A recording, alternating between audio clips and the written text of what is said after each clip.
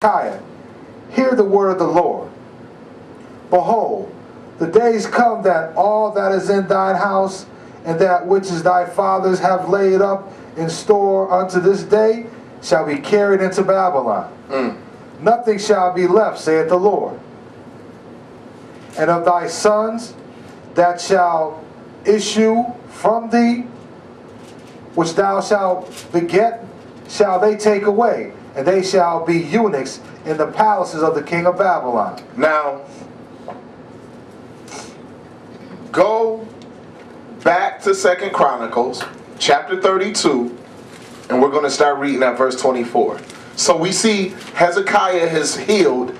He get these visitors from Babylon who come to wish him a great recovery, and he get a heart to show them everything that he owned and all the great treasures, all up in the temple, all up in his own reserves. Like, yo, this is all my silver, my gold. God is blessing me, man. And they left. Like, oh, man, that's good. You well, the empire well, that's good. Here come Isaiah after they gone. Isaiah ain't want to ask them questions while they here. Yo, bro. Yo, who was them cats, man? Where they come from? Oh, them man's from Babylon. They, fire country. What did you show them?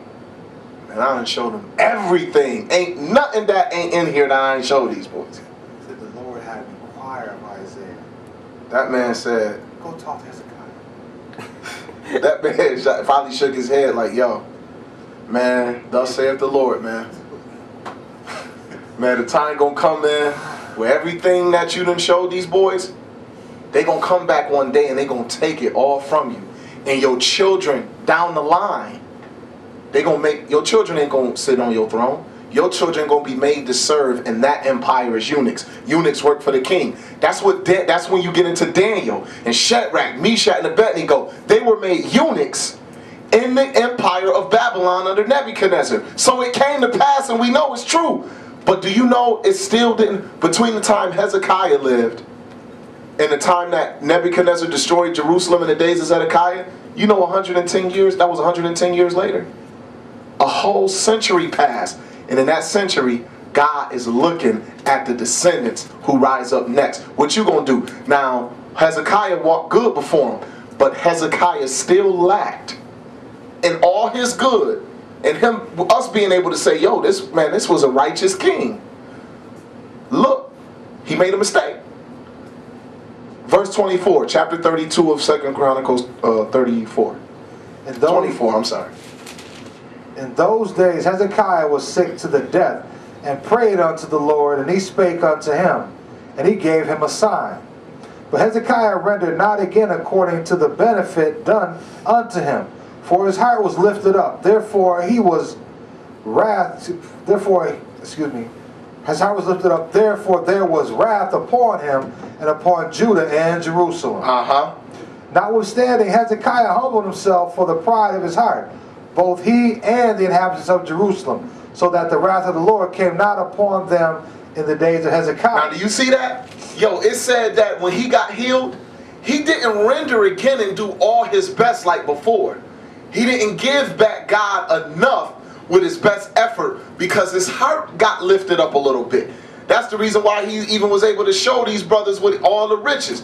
What you doing showing somebody everything you got unless you boasting a little bit? His heart got lifted up, but because he still humbled himself in some way, God didn't allow Israel to be destroyed totally in his day. So God was merciful, but we see that in all Hezekiah good, we can still find some filthiness. His heart got lifted up. And when Isaiah told him after he showed everybody everything, go back to 2 Kings 20. And after Isaiah told him what's going to happen in the future, look what he chalked it up to. Imagine this being your daddy or your great-great-grandfather. Look at what his response was. Word, that's going to happen in the future. We're going to lose the empire. Go ahead. 2 Kings 20, verse 19. Then said Hezekiah unto Isaiah, good is the word of the Lord which thou hast spoken. And he said, is it not good if peace and truth be in my days? Oh man. And the rest of the... No, that's it. That's it. That's the Lord. That's cold. That man said, word, that's gonna happen after what I've done, but it ain't gonna happen while I'm still alive. Well, man, ain't it better to happen when I'm dead? So he not gonna personally pay per se in his flesh while his eyes can see it, but something gonna come on his babies down the line because of his heart being lifted up, right? Mm-hmm. Do you see how his children will be able to say, yo man, we eunuchs in the kingdom of Babylon because of what our daddy Hezekiah did? Mm-hmm. But even if that's the situation you inherited, you still can walk right before God and not have to just pay. They could say that, couldn't they? Couldn't Daniel and them be like, yo, this bad. Yo, why is this happening to us? Man, you ain't read 2 Kings. Read the Chronicles, man, and look at what Hezekiah said, man. That man said, all right, well, good is the word of the Lord. Ain't it better for it to happen when I'm gone? Man, he knew it was going to happen. He couldn't change it, but that's just a hard pill to swallow. So his children coming after him can say they are inheriting an ominous situation. But let's look at something here. God is merciful. Yo, go to 2 Chronicles 33. That's hard. You see, we going back and forth. That's why I said hold your place if you could, because I'll be asking you to go back there a little bit. What we looking like, bro? You got 25. Good. Okay, so now 2 Chronicles 33, verse 10.